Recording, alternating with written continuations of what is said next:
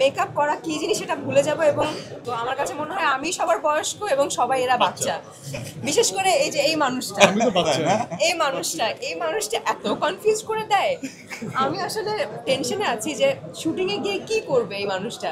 তবে আমি খুব বেশি এক্সাইটেড, কারণ এত ভালো একটা সিনেমা যেটা কিনা আসলে আমার জন্য অনেক বড় একটা চ্যালেঞ্জের বিষয়।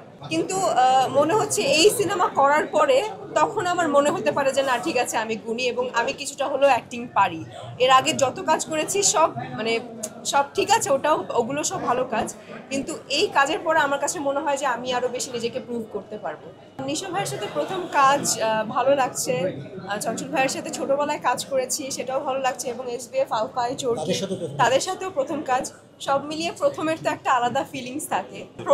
প্রপার 3টা অডিশন নেওয়া হয়েছে, তো এই 3টা প্রসেস পার করার পরে আমি এক্সাইটেড ছিলাম এবং টেনশনেও ছিলাম যে কি হবে। যখন বললো যে তুমি পাশ করে গেছো এবং তুমি কাজ করছো দমে, আমাকে তো প্রথমেই বলা হয়েছে মেকআপ কি জিনিস তোমার সেটা ভুলে যেতে হবে। আমরা সব ভুলে যাব, আমি মেকআপ যা আছে সব ফেলে দিব, আমার কোনো মেকআপ নেই। এই শুটিং শেষ হওয়ার পর্যন্ত 1 মাস পরেও মনে হয় আপনারা দেখবেন আমি মেকআপ ছাড়া সব জায়গায় চলে গেছি।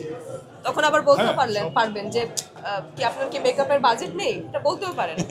তো মেকআপ করা কি জিনিস সেটা ভুলে যাব, এবং আমার কাছে মনে হয় না যে আপনারা আমার দম সিনেমাতে কোনো জায়গায় মেকআপ দেখতে পারবেন।